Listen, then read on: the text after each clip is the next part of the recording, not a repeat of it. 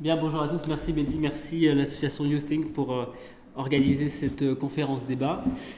Le titre qui a été suggéré était Nudge, suggestion, manipulation, application politique et questions éthiques. Et alors, moi j'ai pris ce thème comme un thème assez large et j'en ai pris ce que je connaissais le mieux et puis je vais commencer par vous définir évidemment ce que c'est et je vous apporterai quelques réflexions qui me sont venues avec ce titre et avec les travaux que j'ai menés. Bon, mais avant de rentrer dans le vif du sujet, je vais partir d'un exemple très, très connu dans la littérature sur les nudges. Peut-être que certains d'entre vous reconnaissent, c'est la cafétéria de Géopolis, réputée meilleure cafétéria du campus. Et je vous parle de cette cafétéria puisque dans l'ouvrage Nudge, paru en 2008, qui a fondé le concept, il y a cet exemple d'une cafétéria où en fait il y a un architecte de choix qui va décider où placer les desserts sucrés, les desserts sains, réputés comme pour les fruits, etc. Et à Géopolis, en fait, c'est assez clair qu'on a des fruits en haut et puis des desserts sucrés par là. Et bon, ça peut fonctionner d'une certaine manière ou d'une autre pour des desserts, mais on le voit très bien pour le cas du vin. À Géopolis, le vin est caché un peu sur la droite à l'entrée, et si vous n'êtes pas un consommateur de vin habituel, vous n'allez pas forcément aller vers ces stands de vin. Le mécanisme qu'il y a derrière, c'est de dire on va essayer d'inciter les individus vers un type de consommation ou un autre, et ce parce qu'on considère qu'il y a une consommation qui est meilleure intrinsèquement pour eux. Et on va voir dans cette présentation que ça pose tout un tas de questions, à la fois épistémologiques, éthiques, etc. Donc voilà ce que je veux faire pendant cette présentation. Donc, dans une première partie, je vais vous parler de l'origine de ce concept, comment ça fonctionne précisément, et quelques applications, dans quel domaine d'application ça peut être intéressant.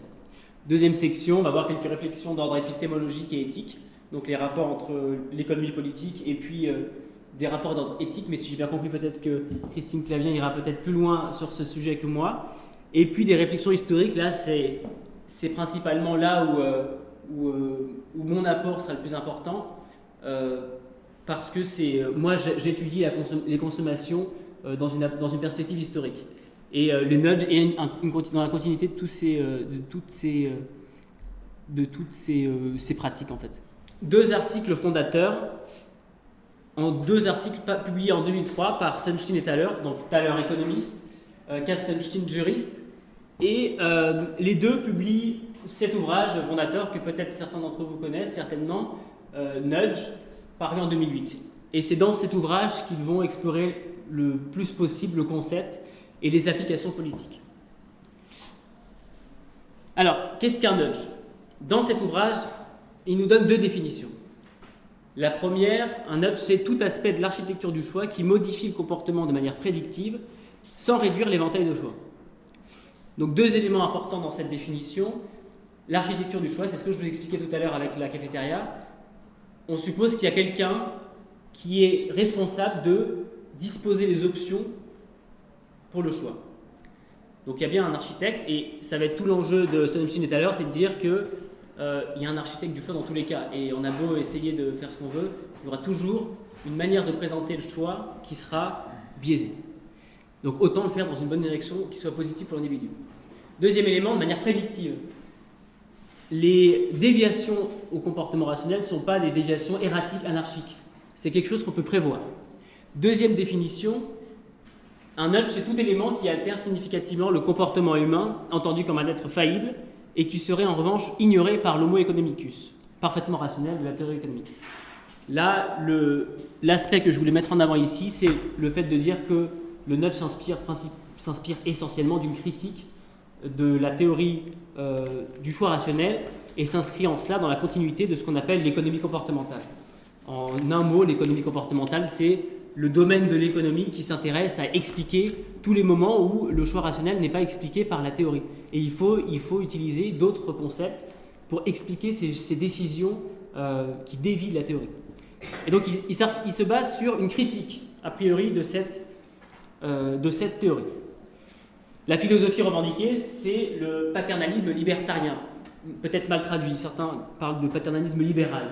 Mais en tout cas, il y a bien cette dualité entre un versant paternaliste qui voudrait qu'on ait des individus pour eux-mêmes, pour leur bien-être, Et puis en même temps, on essaye de ne pas réduire leur éventail de choix. C'est le versant libertarien. Voilà. Mais on voit bien que déjà que c'est un outil qui est peut-être proprement anglo-saxon et qu'un attachement à la liberté serait peut-être moins évidente en Europe continentale. Mais on peut en reparler pour la suite. Alors, je vous l'ai dit, le nudge s'inscrit dans la continuité de l'économie comportementale. L'économie comportementale, il faut bien comprendre que le nudge s'inscrit dans la continuité de la nouvelle économie comportementale des années 70, sous l'impulsion des travaux du psychologue Daniel Kahneman et son collègue Amos Tversky et de l'économiste Richard Thaler. Ça, c'est la nouvelle économie comportementale dont l'objectif est surtout d'améliorer la théorie économique. L'objectif, c'est d'améliorer la prédiction et les modèles de la théorie économique, et pour ça, il complète avec des biais, des heuristiques, etc. On va voir ce que c'est dans un instant. À l'opposé, l'ancienne économie comportementale dans les années 50-60 avec Herbert Simon, peut-être que vous connaissez la notion de rationalité limitée, elle est fondamentalement différente puisqu'elle s'inscrit dans une optique de critique de la théorie standard. On veut changer le modèle. Et on verra que ça a des conséquences, on ne le verra pas dans cette présentation, mais ça a des conséquences importantes sur la conception de la rationalité par la suite. Donc, au fond, un nudge, comment ça fonctionne? Donc, il y a l'architecte, je vous ai dit, qui agit sur la disposition des desserts, du vin, etc. Là, dans l'exemple de la cafétéria, l'architecte agit sur l'environnement. On agit sur la structure du choix, comment le choix est proposé. Une autre solution peut être d'agir sur le message directement. Par exemple, dans le cadre de la santé, on peut imaginer un mécanisme où un patient reçoit par texto de ne pas oublier de prendre ses médicaments. Là, c'est un nudge, on incite gentiment une personne à adopter un comportement particulier, mais en agissant sur le contenu du message. Évidemment, on peut imaginer tout un tas de biais cognitifs. Ça a été les principaux résultats de la nouvelle économie comportementale des années 70, qui a permis de mettre en avant tous ces biais. Biais de statu quo, biais d'ancrage, je ne vais pas tous les détailler, mais il y a tout un tas de biais auxquels l'esprit humain est soumis, et ça a été notamment théorisé par Daniel Kahneman qui parlait de deux systèmes dans l'intellect. Il y a le système 1 qui est intuitif, rapide, on pense comme ça rapidement, et puis le système 2, plus lent, plus logique. Et il y avait tout un tas de théories cognitivistes depuis les années 60-70 qui ont permis de mettre à jour tous ces biais et ces heuristiques. Heuristique qui est en fait comment est-ce que la personne va chercher l'information en fait. Et donc on verra qu'il y a, dans certains cas, ça peut être interprété comme quelque chose de plutôt négatif. Il y a un raccourci mental qui est fait, ça peut être par exemple une discrimination. Le fait de juger quelqu'un trop vite, ça peut être un biais cognitif de discrimination, mais ça peut être aussi un grand avantage pour réfléchir rapidement en fait, et prendre une décision en situation d'urgence.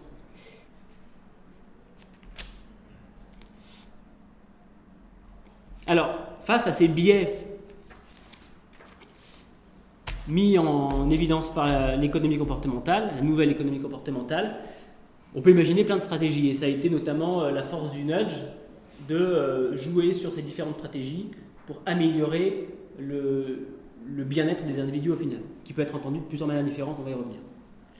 L'option par défaut, quand vous êtes sur Internet et qu'on vous demande d'accepter la newsletter, etc., voilà, c'est ce principe-là, sauf que ce n'est pas forcément dans votre intérêt sur Internet d'accepter la newsletter, mais ça peut être des mécanismes que le nudging va utiliser pour des cas très concrets d'épargne, de retraite, de plein d'autres choses qui vont avoir des vraies conséquences sur le long terme pour les individus. Utiliser les biais cognitifs, on peut soit les utiliser pour directement les retourner contre eux-mêmes, les biais cognitifs, soit pour débiaiser, annuler l'effet annuler le biais lui-même, en faisant appel à la rationalité de l'individu par exemple. Ça peut être une option. Self-commitment, quand vous vous engagez auprès de vous-même, vous faites un contrat en fait, vous signez un contrat avec vous-même pour éviter des effets de retournement de préférence, etc. Ou des stratégies d'entraînement sociaux. On va voir dans un instant un exemple, mais voilà, on est influencé par ce que les autres font, etc. Alors par exemple, bon, ça c'est un peu risible, mais voilà, j'ai tapé sur internet exemple nudge pour voir ce qui sortait. J'étais un peu déçu au fond parce que pas beaucoup qui me semblaient extrêmement parlants, mais en fait les nudges visuels la plupart du temps sont des nudges civiques en fait. C'est des nudges civiques généralement pour pour que les gens adoptent des comportements socialement valorisés. Donc là, en l'occurrence, voilà, on part du principe que si les gens voient ce signe, ils se disent « Ah, 90% des visiteurs ont laissé leur table propre, bon bah, moi aussi je vais peut-être le faire, si tout le monde le fait, je vais pas… » Donc ça, c'est le biais qui est identifié au départ, et puis là, la conception du bien-être, elle est indirecte en fait, puisque le fait que vous laissiez votre table propre ne va pas avoir d'effet direct sur votre bien-être, mais à l'échelle globale de l'échantillon de population concernée, globalement, il y a un effet supérieur qui est obtenu. Voilà, bon, celui-là, je trouve presque offensant, mais bon. Bon, je ne vous fais pas un dessin pour celui-là, des escalators à droite et puis des escaliers à gauche. Je n'ai pas trouvé quel pays c'était, mais bon, probablement en Asie. Bon, voilà. Ah, c'est vrai? Ah, ok. Ah, j'ai pas réussi à retrouver l'image. Ok, bon, bah, peut-être Corée du Sud alors. Et alors, un des cas les plus connus, les plus parlants, puisque là c'est directement dans le domaine de l'économie, mais aux États-Unis, les taux d'épargne étaient et sont dans une certaine mesure toujours très faibles en réalité. Les ménages américains épargnent beaucoup moins qu'en Europe. Et l'un des nudges les plus populaires a été, par exemple, de demander aux gens de donner, bon, il y a plusieurs mécanismes, mais de donner un pourcentage d'épargne au moment qui est d'épargne salariale au moment de leur entrée en contrat. Et puis, ils s'engagent, par exemple, à augmenter leur taux d'épargne à mesure qu'ils ont des augmentations, ce qui fait que leur taux d'épargne augmente. Et c'est beaucoup plus indolore pour eux d'épargner de cette manière que si on leur laisse juste le choix d'épargner et qu'à la fin, ils se retrouvent avec beaucoup moins d'argent sur le compte en banque, etc. Donc, il y a des mécanismes comme ça qui existent, qui ont eu beaucoup de succès en réalité. Parce qu'au fond, le nudge s'inscrit dans comment on pourrait dire, s'inscrit dans il y a plusieurs options qui sont à disposition du décideur public. On peut soit réguler, pour une consommation j'entends, la cigarette, on peut soit la réguler par l'interdiction, on peut bannir la cigarette, c'est le premier élément, première option. Ensuite, on peut mettre en place des incitations économiques, des impôts, des subventions, c'est le cas dans la plupart des pays européens. Et troisième élément, on peut utiliser un guidage non coercitif et non incitatif, le nudge, qui utilise information et persuasion à des doses différentes selon les cas. Et donc le nudge crée une nouvelle catégorie d'outils à disposition des décideurs publics notamment, et ça arrive comme un complément en fait. C'est pas une panacée qui arrive et tout est gouvernable par les nudges, mais c'est un outil complémentaire. Alors, est-ce qu'en soi, c'est révolutionnaire? On peut se poser la question. Ce qu'il faut bien se dire, c'est qu'évidemment, il faut distinguer la technique du nudge en tant que tel de sa théorisation. La technique, évidemment, c'est vieux comme le monde. Déjà, on peut imaginer des exemples déjà très anciens, mais sa théorisation en tant que telle, de réfléchir aux processus cognitifs qui existent dans le nudge, ça, c'est plutôt récent. C'est récent et c'est lié à l'économie comportementale. On peut se poser la question aussi, est-ce que des nudges suffisent face aux questions climatiques, par exemple? Si en 2050, il n'y a plus personne, qu'est-ce que ça va faire, tout ça? Bon, alors, un ouvrage je vous donne ici un ouvrage qui propose le nudging comme une alternative comme une possibilité d'action écologique. Et puis, de l'autre côté, un ouvrage relativement critique de l'économie comportementale en général, et des nudges en particulier, de Jean-Michel Servet, l'économie comportementale en question. Alors, et puis, dans la continuité de ce que je disais, il faut bien comprendre que le nudge en ce sens est un outil profondément réformateur, très peu radical. Rutger Bregman, que vous connaissez peut-être pour son discours très relayé à Davos dans les Grisons récemment, avait dit « The time for small thoughts and little nudges is past, the time has come for new radical ideas ». C'est ce que j'ai trouvé dans un article du Guardian qu'il avait écrit. Donc on peut se poser la question, est-ce que c'est suffisant? Après l'apparition de l'ouvrage de Richard Taylor et Kassenstein, il y a eu une effervescence intellectuelle dans les débats en philosophie, en économie, en sciences politiques. Beaucoup de débats sont apparus sur les questions éthiques, sur les questions de mise en place, comment ça fonctionne précisément. Et puis il y a eu pas des droits de réponse, mais Sunstein et Thaler ont nourri le débat à leur tour, après 2008, à travers quelques ouvrages que je vous ai mis ici, notamment celui-ci, qui peut être intéressant pour avoir une histoire de l'économie comportementale depuis les acteurs eux-mêmes. Voilà, donc il y a eu... Ce débat a été nourri profondément pendant les années qui ont suivi, et encore aujourd'hui continue d'être nourri, même si, on va le voir, au fond, c'est déjà plus ou moins institutionnalisé. Notamment aux États-Unis, avec la Social and Behavioral Science Team, qui avait été mis en place sous Obama, et qui a été complètement écrasé par Trump, c'est terminé. Et en Angleterre, sous Cameron, la Behavioral Insight Team, Nudge Unit, comme on l'appelle, a été créée depuis en 2010 et a eu un succès fou en fait. Et elle se présentait comme une institution qui proposait d'appliquer le nudge dans beaucoup de situations de politique publique, à beaucoup d'échelles différentes. Et elle a été portée en exemple à travers le monde en fait. Et aujourd'hui, il y a tout un tas d'institutions qui ont émergé en Asie, en Europe, où vous voulez. Et c'est l'exemple canonique en fait.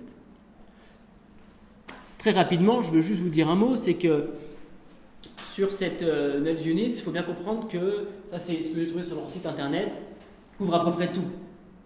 Donc on pourrait se dire, ok, il nudge absolument tout, consommation, crime, justice, sécurité, impôts, absolument tout. Et en fait, quand on regarde dans le détail, ce qu'ils mettent davantage en avant, davantage que l'outil du nudge ou la technique du nudge, c'est avant tout la méthode de l'expérimentation.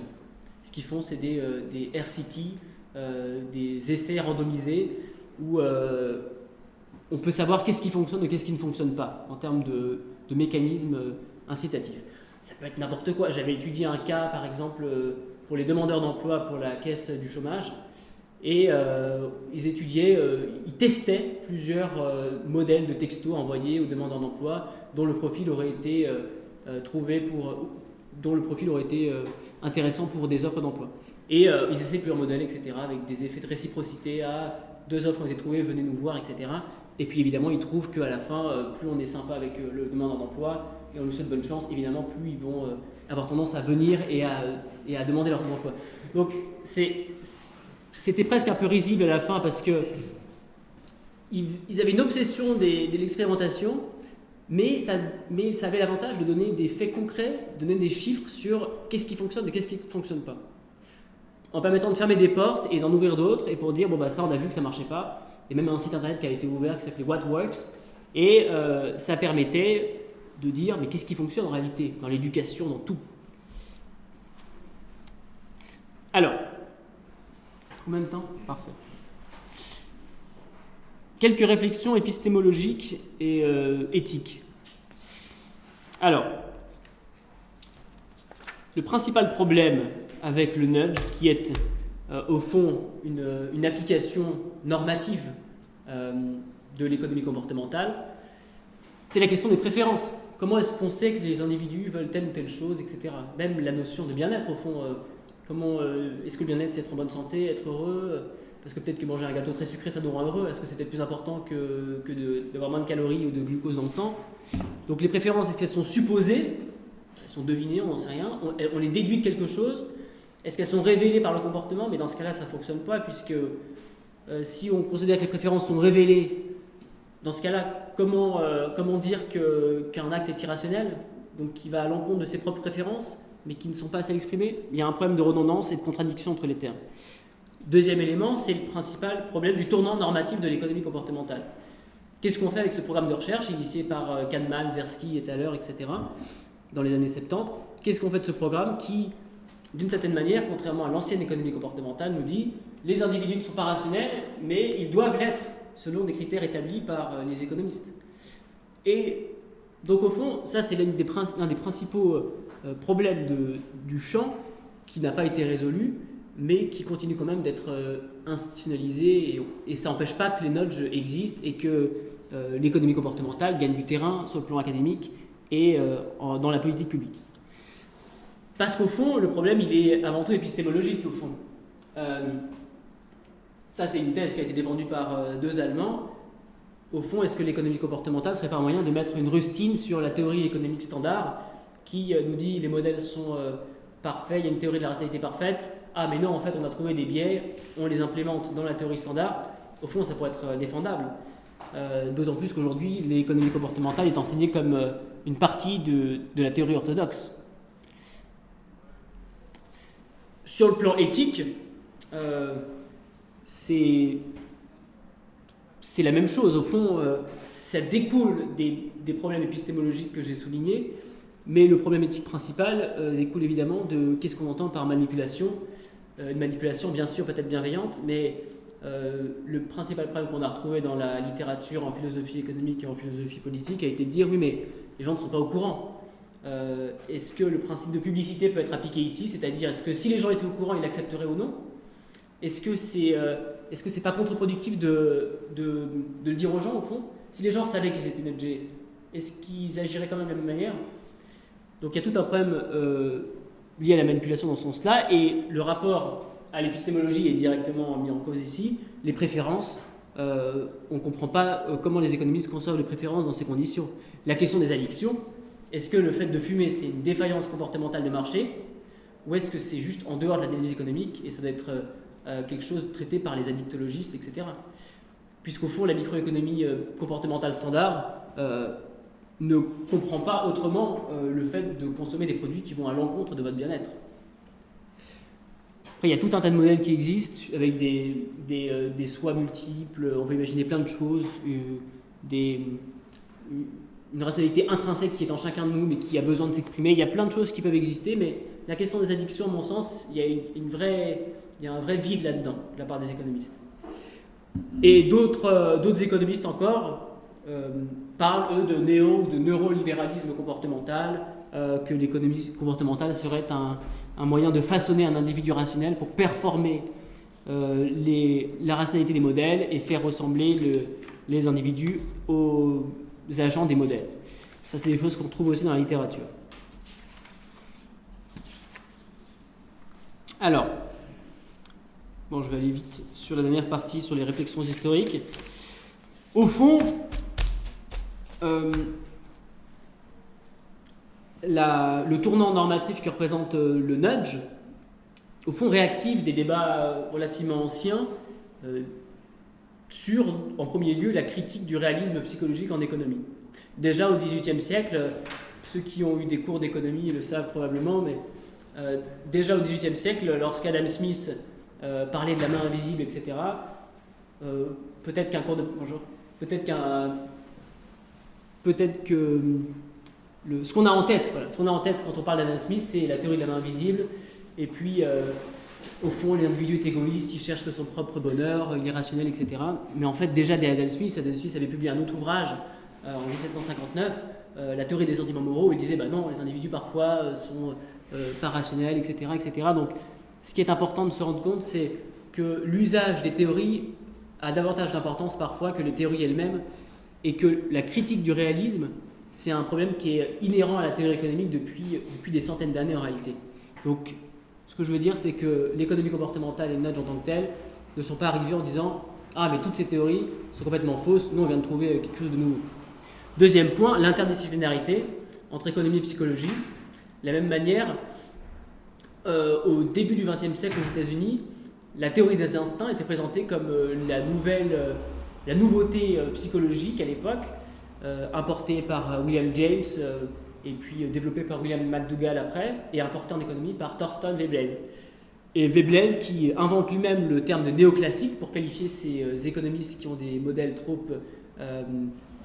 obtus, Veblen disait c'est super, faisons de la psychologie économique ou de l'économie psychologique, etc.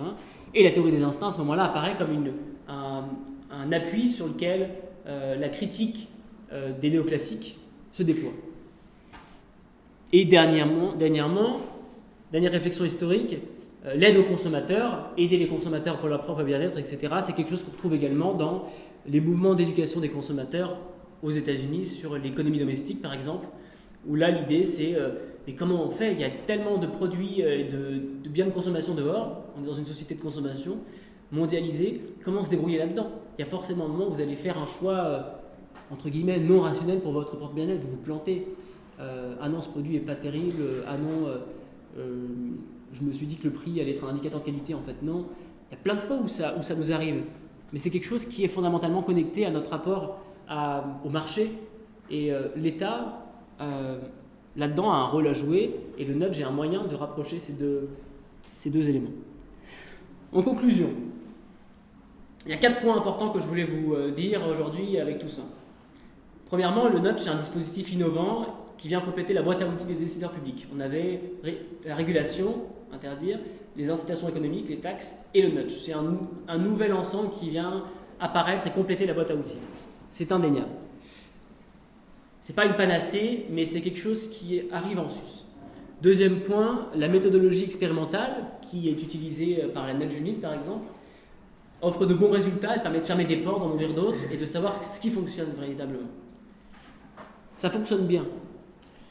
Mais, c'est mon troisième point, toute cette critique de l'économie comportementale et de la mise en œuvre de son programme normatif à travers Nudge s'appuie sur une critique en épouvantail de la théorie standard. Ah oui, on a découvert que les modèles ne fonctionnaient pas, mais en fait, désormais, ça a été intégré à la théorie orthodoxe, l'économie comportementale, parce qu'ils n'ont pas remis en cause le cœur, le fondement de la théorie, comme ce qu'avait fait l'ancienne économie comportementale de Herbert Simon.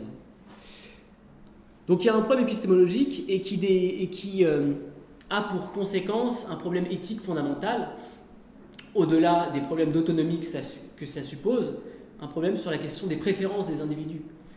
Et à partir du moment où vous faites des hypothèses sur qu'est-ce que préféreraient des individus, il y a un problème de contradiction énorme entre, d'un côté, supposer que les individus sont des consommateurs souverains, ils savent mieux ce qui est bon pour eux-mêmes, etc. Et en même temps dire qu'ils peuvent avoir des comportements qui dévient de la théorie de la rationalité. Donc il y a une contradiction qui n'a pas été traitée ici par les économistes. Merci. Merci beaucoup. Je laisse la parole à Christine Clavien qui va nous éclairer sur les conséquences éthiques. Alors merci pour cette belle introduction. Je dois dire que j'étais assez impressionnée. Et donc du coup, ça va me faire passer très vite sur les premières slides qui sont peut-être un peu redondantes, parce que là, comme ça a été tellement clairement exprimé, on peut directement passer aux enjeux éthiques, et je pourrais peut-être prendre plus de temps sur ces aspects-là. Donc ce que je voulais couvrir, c'est qu'est-ce que le nudging, c'est ça que je vais passer très vite. À qui profite le nudging, et puis je vais tarder un petit peu plus sur la notion d'autonomie, et ensuite sur peut-être différentes stratégies pour justifier l'utilisation du nudge dans le cadre d'un contexte un peu plus éthique. Les exemples que je prends, comme moi je travaille dans une faculté de médecine à l'Université de Genève, les exemples que je vais prendre sont essentiellement tirés de la médecine, mais bien sûr que ça s'applique, comme ça a été bien démontré, à toutes sortes de contextes. Alors, en gros, les ingrédients pour le nudging, c'est on doit identifier un groupe de population dont on veut changer un comportement. Donc, on doit identifier le comportement qu'on voudrait obtenir de la part de ce groupe de population qu'on a identifié. Et ensuite, on doit avoir un truc qui marche en douceur. Donc, en gros, on fait une petite modification dans l'environnement de décision, tout en faisant bien attention à maintenir les options existantes au préalable ouvertes. Donc quand vous avez ces ingrédients-là qui sont ensemble, il manque encore un dernier pour que ce soit vraiment du nudge. Il faut que ça se fasse de manière consciente avec l'art scientifique du nudger, donc les Behavioral Insight Team, etc., dont on a parlé tout à l'heure. C'est des gens qui ont une certaine connaissance sur le comportement, les tendances comportementales des gens. Des fois, c'est des connaissances même sur les biais psychologiques sous-jacents. Des fois, on a plutôt des connaissances sur des corrélations statistiques existantes de comportement, dans certains types de situations. On n'a pas le côté plus fondamental de niveau psychologique, mais on sait que ça marche. On sait qu'en général, ou bien en tout cas, on pense savoir que ça marche. Et du coup, on met en place le changement de l'architecture de choix en place de cette manière à ce que justement on obtienne le changement voulu. Alors, un exemple classique, j'ai aussi fait Google pour les jolies photos, c'est celui rendre ludique, du coup on a plus envie de le faire. Dans le domaine médical, on a tout ce qui facilite en gros. On sait que tout ce qui facilite un comportement va favoriser en fait la mise en place du comportement en question. Donc pour des médecins, de donner directement le médicament aux patients, c'est un facilitateur, il n'y a pas besoin d'aller jusqu'à la pharmacie pour aller l'acheter, etc. Ou bien de lui donner des piluliers faciles à utiliser, du coup il a des prises de médicaments de manière plus sérieuse.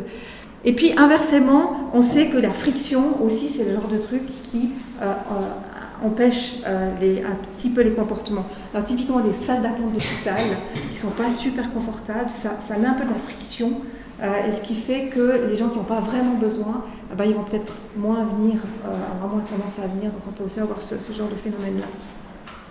L'engagement aussi, faire signer aux gens, fait que du coup, une fois qu'on s'est vraiment engagé, ou bien des engagements verbaux, faire en sorte que les gens s'engagent verbalement, fait que aussi on a tendance du coup à suivre un petit peu les engagements qu'on a pris.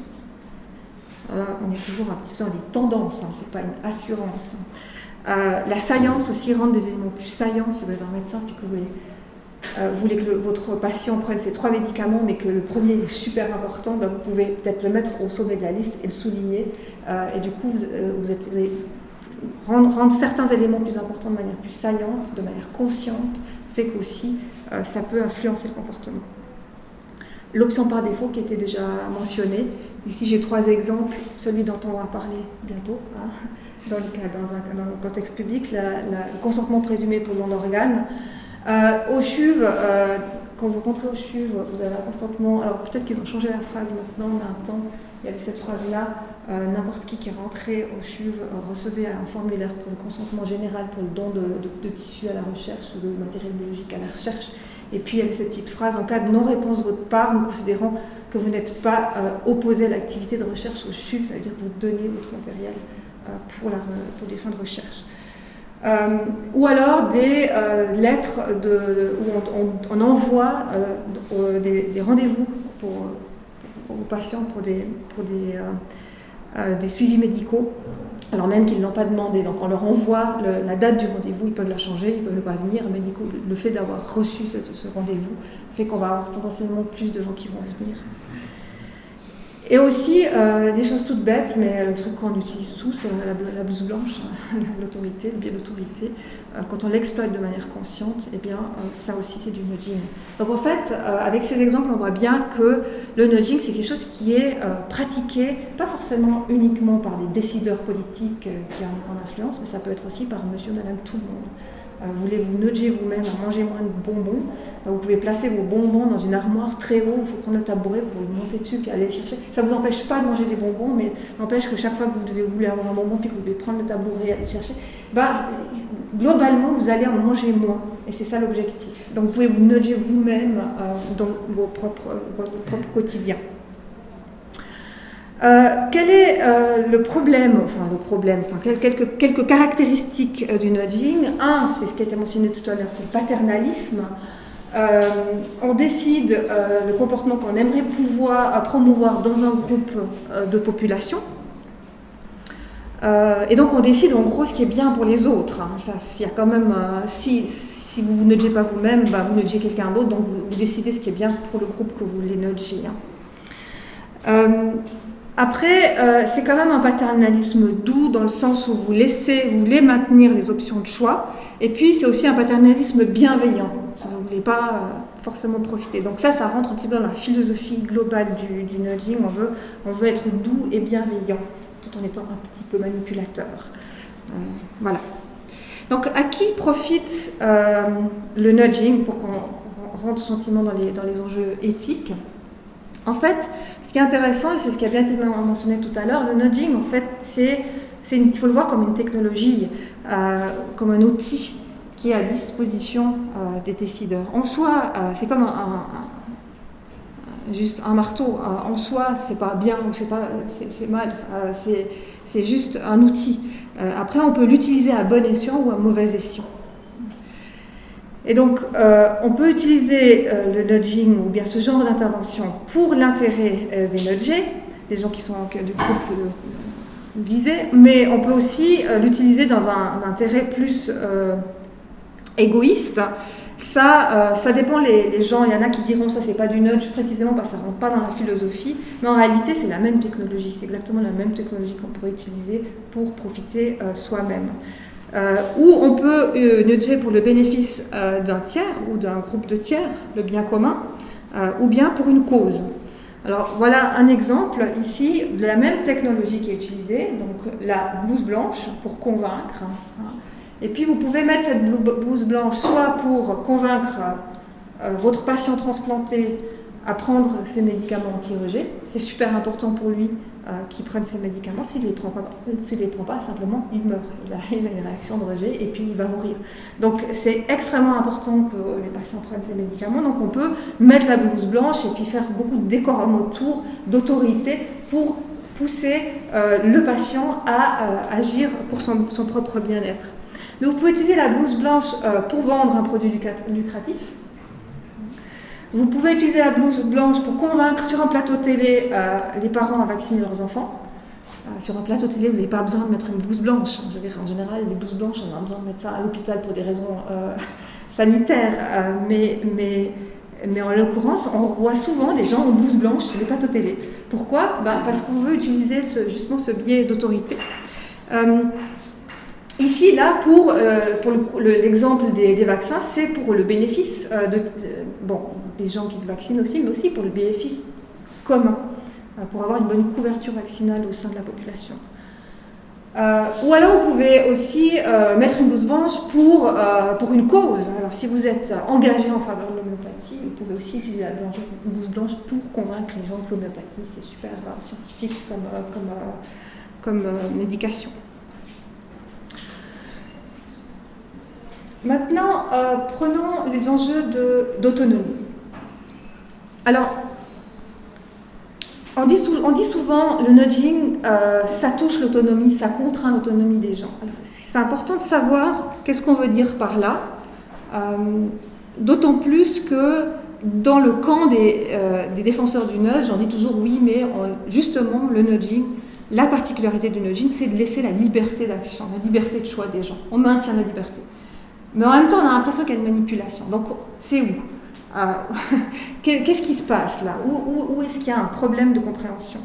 Je vous invite, si vous êtes intéressé à ce genre de questions, je vous invite à lire cet article qui est une analyse systématique de la littérature sur les enjeux d'autonomie en lien avec le nudging. Et eux, ce qu'ils ont fait, c'est qu'ils ont mis en évidence le fait que dans cette littérature, vous avez en réalité 3 types de définitions d'autonomie qui sont mis en valeur dans les textes. Et puis, le nudging, en fait, il atteint certains types d'autonomie, mais pas tous. Donc, vous pouvez comprendre la notion d'autonomie sous forme d'autonomie de choix, dans le sens où la liberté de choix ou d'options disponibles, vous gardez les options de choix disponibles aux gens. Donc, le nudging, par définition, vous vous souvenez, par définition, si vous fermez les options de choix, vous ne faites plus du nudging. Vous imposez, en fait. Et donc, par définition, le nudging respecte l'autonomie de choix. Par contre, si vous comprenez l'autonomie au sens d'autonomie agentive, typiquement le genre de choses que le médecin, dans sa discussion en partenariat avec le patient, aimerait avoir, il aimerait que son patient décide du traitement en commun avec lui, en discussion avec lui. Et là, on parle de la capacité du patient à délibérer et puis à déterminer ses choix de manière informée et rationnelle. Et là précisément, le nudging, en principe, il va un peu contre ça. Pas toujours, on verra tout à l'heure. Mais souvent, c'est l'agentivité, l'autonomie agentive qui est mise un peu en péril dans le contexte du nudging. Et puis, une autre manière de comprendre le nudge, qui est souvent mis en avant dans la littérature, c'est la notion d'autonomie identitaire. C'est-à-dire que les gens se créent des identités, ont des valeurs, etc. Et il faut que ensuite leurs actions correspondent à leurs valeurs. Et donc, on contraint en fait l'autonomie identitaire si on pousse les gens à agir de manière qui ne correspond pas à leurs valeurs globalement. Et donc là aussi, certaines instances de nudging peuvent aussi aller à l'encontre de l'autonomie identitaire. Alors, le nudging inclut une forme de paternalisme. On décide quel comportement on veut promouvoir auprès des nudgies. Et puis, aussi, les gens qui sont nudgés, ils sont pas... Alors, des fois, ils sont conscients du fait qu'ils sont nudgés, on les informe, mais pas systématiquement, pas forcément. Donc ça peut aussi poser un problème par rapport à l'autonomie. Et donc, il y a d'une certaine manière, certaines formes d'autonomie sont mises en péril par le nudging.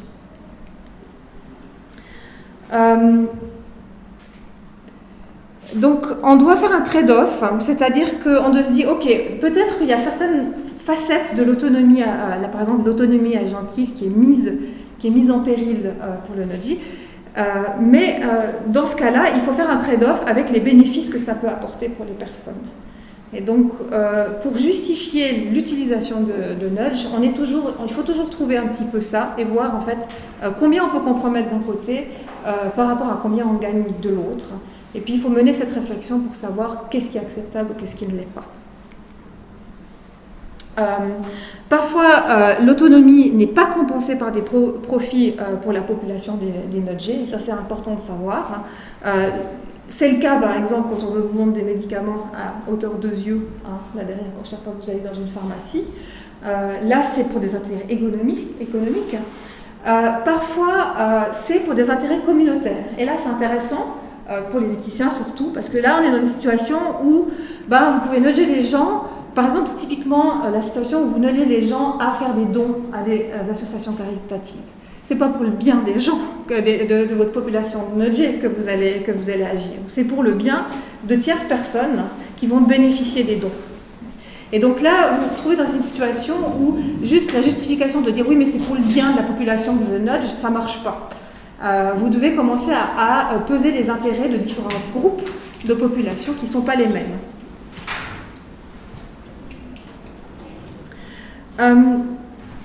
Et puis, pour complexifier la chose, vous avez aussi des nudges qui vont favoriser, qui vont renforcer l'autonomie. Ça peut paraître un petit peu contradictoire, mais donc nous on fait ça à Genève en ce moment dans un groupe de recherche où on est en train de développer une application qui s'appelle Accord qui vise à pousser les gens, en fait on nudge les gens à discuter avec leur famille et avec leur médecin au sujet des soins anticipés, c'est-à-dire les soins qui vont leur être prodigués une fois qu'ils auront perdu leur capacité de discernement, une fois qu'ils auront perdu la tête, en gros.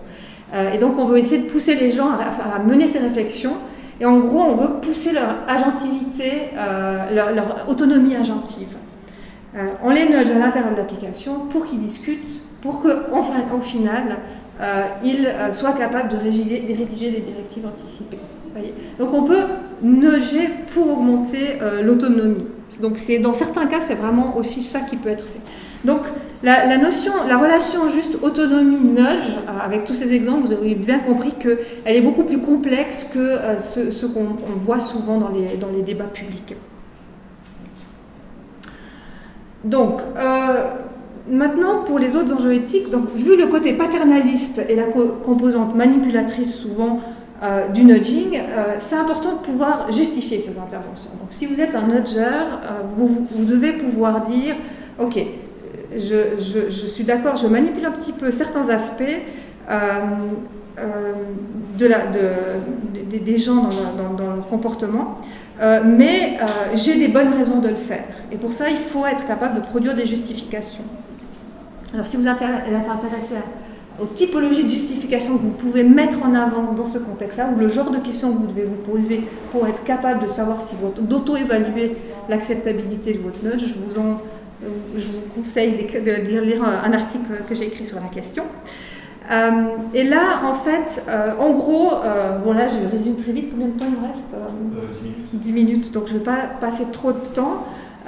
Mais disons qu'il y a plusieurs lignes. Je pense qu'il y a vraiment plusieurs aspects qu'il faut prendre en considération. Il ne faut pas en prendre juste certains. Il ne faut pas faire du cherry picking où vous prenez juste les arguments qui vous conviennent et puis laisser tomber les autres. Il faut vraiment faire une analyse systématique de différents enjeux. que je décris dans l'article, mais en gros, une chose que vous devez faire, c'est montrer que vous êtes bienveillant et que vous cherchez à promouvoir l'intérêt, alors soit des nudgés directement, mais ça peut aussi être l'intérêt d'un autre groupe de population. Il faut quand même qu'il y ait une volonté bienveillante à un moment donné et que vous pouvez mettre en avant. Un autre aspect que vous devez considérer, c'est produire ce que j'appelle des justifications de préférences partagées. Et ici, l'idée, c'est la suivante, c'est de ne pas juste être paternaliste, au sens où je sais ce qui est bien pour vous, allez, je vais vous inciter à agir de cette manière-là. Non, on ne peut pas juste savoir ce qui est bien pour les autres. Il faut avoir des bonnes raisons de penser que le comportement qu'on veut induire est un comportement qui est vraiment partagé par le groupe des nudgés. Et ça, qu'est-ce que ça veut dire, des préférences partagées? Ça a été évoqué tout à l'heure, c'est pas évident de savoir quel genre de préférence il faut considérer comme étant pertinente dans cette réflexion-là. Je pense que dans ce cas-là, c'est les préférences qui sont pertinentes, c'est des préférences qui sont celles sur le long cours, que les gens sont d'accord de favoriser dans une situation où ils sont réflexifs et ils ont le temps d'y réfléchir. Pas en action, si vous voulez, mais en théorie. Et c'est typiquement le genre de réflexion que vous menez lorsque vous êtes assis dans un fauteuil, puis que vous y réfléchissez, puis que vous pesez le pour et le contre. Et puis que vous pensez aussi sur le long terme. Ça ne veut pas dire que ces préférences-là, vous n'allez jamais les changer. On change tout le temps nos préférences au cours de notre vie. Mais au moins, si vous voulez, c'est des préférences qui ont une plus grande forme de stabilité que les préférences actives au moment de l'action. Les préférences... quel terme vous avez utilisé déjà? Les préférences... révélées. Les préférences révélées, voilà.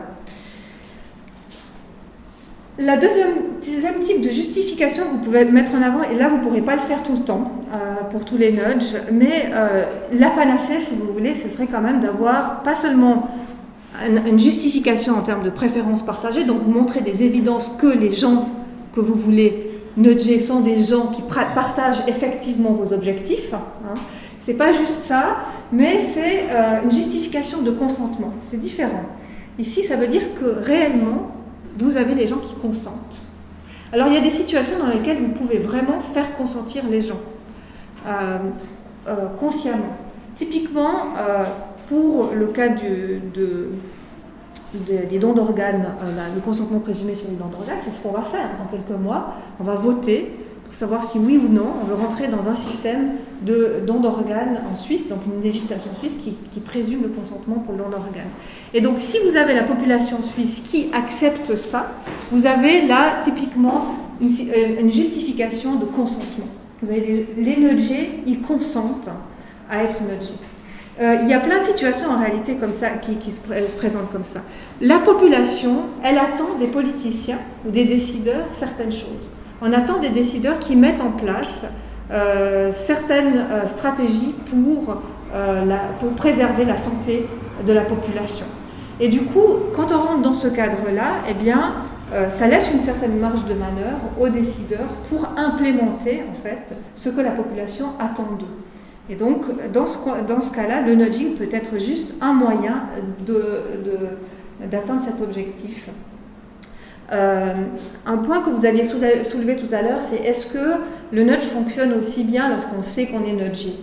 Il y a des études là-dessus, et peut-être c'est variable, parce que comme c'est tellement variable les types d'interventions qu'on peut faire, mais en tout cas pour une bonne partie des nudges, ça fonctionne quand même si on sait. Ça fonctionne tout simplement parce que ça target des mécanismes cognitifs, des heuristiques, qui sont très profondément ancrés en nous-mêmes et qui marchent, et qui sont difficiles à contrer cognitivement. Du coup, même si on est au courant, je sais que j'ai mis ma boîte de bonbons là-haut, et puis donc même si je suis au courant de tout ça, eh bien, ça va fonctionner. Il y a beaucoup de situations dans lesquelles ça fonctionne. Donc, cette idée de si on informe, alors on va perdre de l'efficacité, dans beaucoup de cas, je pense qu'elle n'est pas pertinente. Et donc, ça vaut la peine d'informer les gens.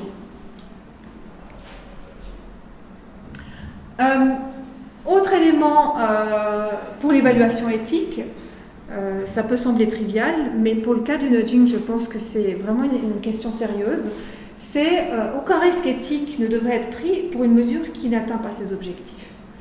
Par exemple, dans un contexte un peu analogue, si vous faites de la recherche médicale, puis que vous avez une nouvelle expérience, que vous voulez tester l'efficacité d'un médicament, vous allez passer devant un comité d'éthique. Et une chose que va regarder le comité d'éthique, c'est est-ce qu'il y a des bonnes raisons scientifiques de penser que le médicament que vous allez tester, il va marcher. Si vous n'avez pas des bonnes raisons scientifiques de penser que ça va marcher, eh bien, on va vous dire non, vous ne faites pas l'expérience. Pourquoi ? Parce que vous faites prendre des risques à des gens inutilement, parce qu'il n'y a pas, il a pas de output donc on peut attendre.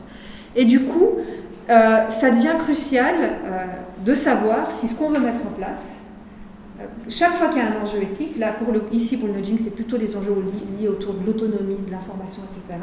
Quand on veut mettre en place un nudge, eh bien, il faut se demander, est-ce qu'on a des bonnes raisons de penser que ça marche ? Et en réalité, c'est pas si trivial que ça. Maintenant, on se retrouve... Alors, la crise de la réplication passe dans plein de domaines différents, mais elle est en train de passer très sérieusement sur le domaine du nudging. Il y a beaucoup d'études qui ont été faites, il y a beaucoup de choses qui ont été dites sur l'efficacité des nudges, mais maintenant, je pense qu'au minimum, un tiers de ces études est à jeter à la poubelle pour des raisons purement scientifiques. Et donc, on se pose la question, pour tout un tas de nudges, si vraiment c'est tellement efficace, aussi efficace de ce qu'on voudrait bien nous vendre. Et puis, une des raisons pour laquelle, en fait, on peut vraiment se poser la question de l'efficacité du nudging, c'est la suivante, c'est que, vous vous souvenez, dans la condition, il faut que toutes les options soient maintenues ouvertes. On ne ferme pas les options. Si c'est trop difficile de résister à l'incitatif, c'est plus du nudge. Ça devient un incitatif fort et c'est plus du nudge. Et donc, en réalité, le nudging, il agit uniquement sur deux types de populations. C'est ceux qui savent pas quoi faire, sont indécis, ou bien c'est ceux qui aimeraient bien, mais qui procrastinent. J'aimerais bien manger moins de bonbons, mais j'arrive pas à me motiver à le faire. Voyez ? Donc, c'est ceux qui sont déjà convaincus ou ceux qui ne savent pas trop, puis qui hésitent, et puis que du coup, on va les pousser plus dans un sens que dans l'autre. Mais tous les autres, ceux qui sont décidés, vous n'allez pas changer leur comportement avec le nudging. Et si vous le faites, ça veut dire que ce n'est pas du nudge. Ça veut dire que c'est vraiment de la manipulation au sens fort du terme. Donc, en conclusion, on peut s'attendre à ce que l'effet du nudging, en réalité, soit limité. C'est exactement ce qu'on voit dans les études, notamment toutes ces études sur les comportements écologiques. Bien sûr, ça s'applique à des grands pools de population, mais souvent dans les études, quand vous allez regarder dans les papiers, vous verrez que vous avez une différence de 3-4%. C'est la taille d'effet des 3-4% de changement de comportement. Et ils sont contents. C'est statistiquement significatif parce qu'ils prennent un grand échantillon et ils sont contents. Quelle est la taille de l'effet ? Quelle est l'importance de la taille de l'effet ? Alors, ça dépend tout des contextes. Il y a des contextes dans lesquels une petite taille d'effet, quand c'est appliqué à vraiment beaucoup de monde, ça peut être vraiment pertinent. Mais dans des contextes un peu plus locaux, d'avoir 3-4% d'effet, c'est quelque chose qui est négligeable et du coup, ça ne vaut pas la peine d'implémenter. Par exemple, si vous voulez pousser les gens à arrêter de fumer, parce que c'est vraiment très mauvais pour la santé de fumer, de nudger les gens pour qu'ils arrêtent de fumer, que vous obtenez un effet de 2%, c'est un peu moyen comme résultat. On aimerait avoir plus, on aimerait avoir des politiques qui soient plus efficaces. Et dans ces cas-là, eh bien peut-être qu'il faudrait considérer la possibilité de ne pas nudger, mais d'aller vers d'autres types de mesures, comme des obligations, des interdictions, d'autres choses, qui ont aussi leurs enjeux éthiques par ailleurs, mais disons que ça dépend tout des contextes.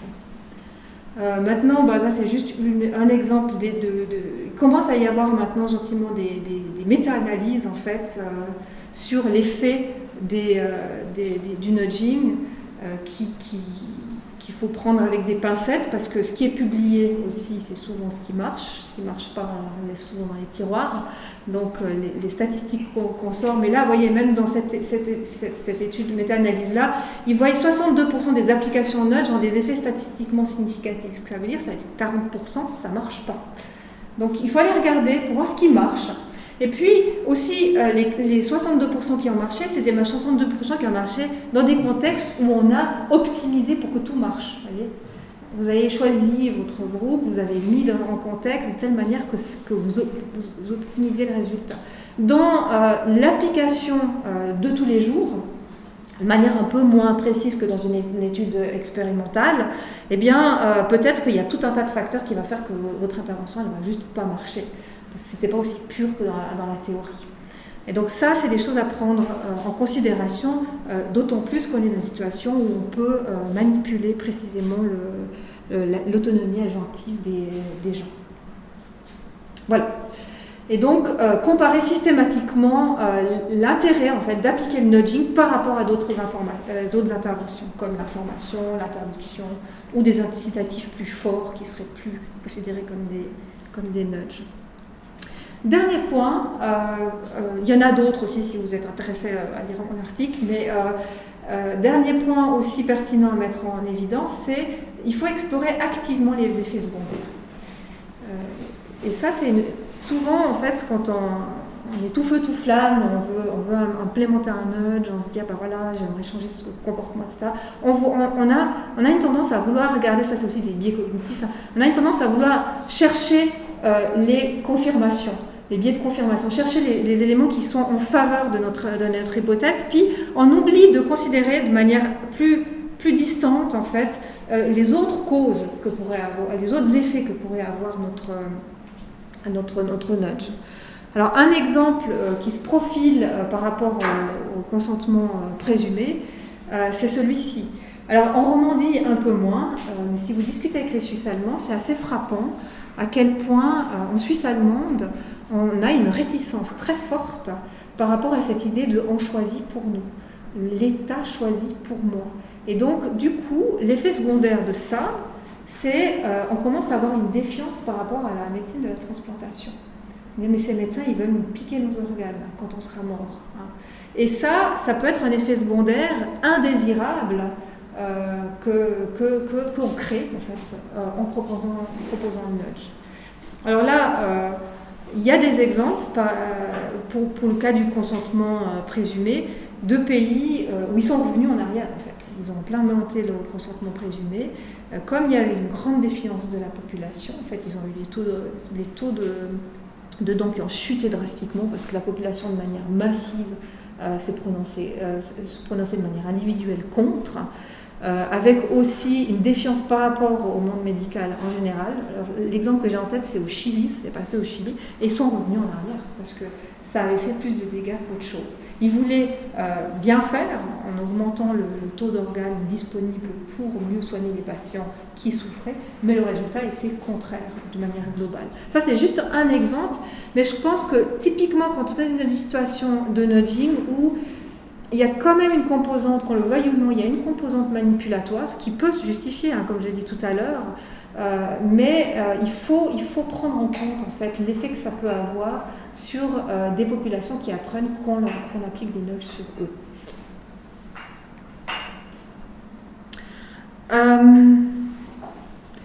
Donc, comme ça a été dit tout à l'heure, ça fait longtemps qu'on nudge. Pourquoi est-ce qu'aujourd'hui, il faut de l'éthique des nudges? Pourquoi ça devient plus important en fait, de mener ces réflexions éthiques aujourd'hui par rapport à il y a 200 ans en arrière ou plus? Je pense qu'il y a deux raisons pour lesquelles les enjeux éthiques doivent être pris plus au sérieux aujourd'hui.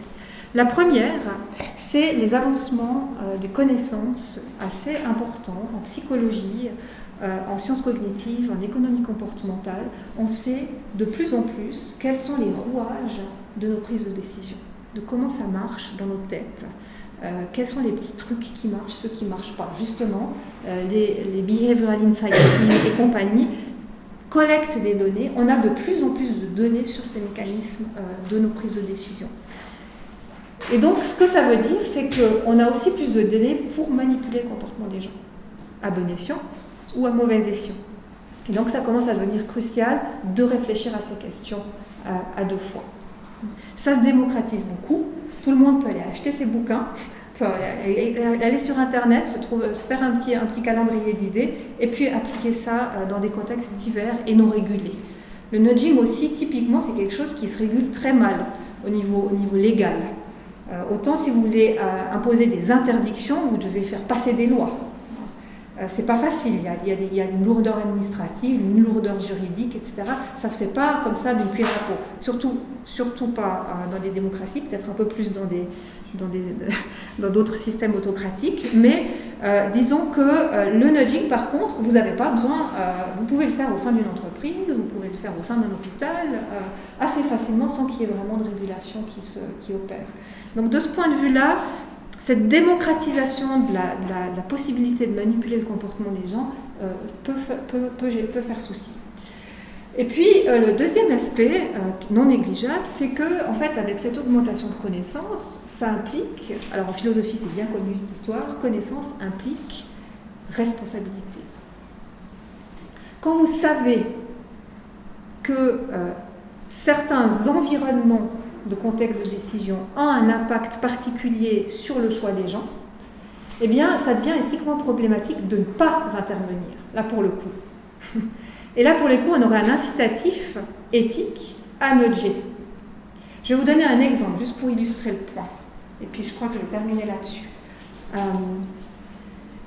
Ça, c'est tiré de Halpern, en fait, qui est aussi un nudger assez connu en Angleterre. Ça, c'est des graphiques du taux de suicide pour 100 000 habitants en Angleterre et au Pays de Galles, en 1955. Ça date. Et ce qui est intéressant, c'est qu'on voit ceci. Vous avez donc le taux de suicide selon différents modèles. Donc ils ont regardé les gens qui se suicident. Donc là, vous avez les hommes et puis les femmes. Vous avez le total, ici, des suicides. Et puis, vous avez les suicides par monoxyde de carbone, et puis les suicides autres, se jeter sur le train, se tirer une balle dans la tête, ou des choses comme ça. Mais cela, c'est par monoxyde de carbone. D'accord ? C'est assez frappant, vous voyez ces courbes qui chutent comme ça. Et donc, visiblement, c'est vraiment tout à coup une baisse de taux de suicide par monoxyde de carbone qui a opéré au fil du temps, ici, et qui, de fait, a eu pour effet une baisse du taux de suicide en général. Vous voyez ? Est-ce que vous avez une idée de la raison pour laquelle il y a eu cette chute ? Oui, vous avez lu Halpern. Pardon ? Les détecteurs de fumée, je pense, quelque chose comme ça. Non, alors non. À gaz. Ils ont remplacé. Exactement. Ah. Ils ont remplacé les fourneaux à gaz avec des systèmes sécurisés. Et quand vous n'avez pas la flamme, ça s'éteint automatiquement. Vous voyez ? En réalité, ce qui se passe, c'est le nudge de friction dont j'ai parlé tout à l'heure. Ce qui se passe, c'est que vous ajoutez un petit peu de friction pour la possibilité de se suicider, en gros. Si vous faites ça, du coup, vous avez beaucoup moins de gens qui vont se suicider sur un coup de tête. Et donc, alors bien sûr que ça c'est pas un nudge parce qu'il n'y a pas eu une intention de faire baisser le taux de suicide quand ils ont changé les cuisinières à gaz. Ils voulaient juste éviter les accidents, les accidents ménagers, etc. Mais l'effet secondaire a été ça. Mais une fois que vous avez cette connaissance, une fois que vous savez, en fait, que d'avoir accès facilement à une manière de se suicider, très facilement. Je suis déprimée, hop, j'ouvre ma cuisinière, j'allume le gaz, je mets la tête dedans et j'attends. Si c'est si simple que ça, ça veut dire qu'il y a beaucoup de gens qui vont le faire. Quand vous savez ça, vous avez un devoir moral à mettre en place des mesures pour éviter, en fait, que les gens fassent ça. Et du coup, là, vous avez, finalement, le changement de cuisine à gaz, finalement, c'est une sorte de... Ça doit être... Bon, là, c'est pas un nudge pour le coup, parce que ce serait imposé, c'est imposé. Hein. Mais ce que je veux dire par là, c'est qu'il y a plein de situations dans lesquelles les décideurs publics sont conscients que certaines architectures de choix existantes poussent les gens à adopter des comportements qui sont à leur détriment, mais on fait rien. Et là, c'est problématique. Surtout si c'est facile de faire changer ce comportement. En ajoutant un tout petit peu de friction, ou en enlevant un petit peu de friction, tout à coup on arrive à changer drastiquement les comportements des gens dans un bon sens. Et là, ça devient éthiquement problématique de ne pas mettre en place du nudging. Voilà. Donc je termine là-dessus et je vous remercie pour votre attention.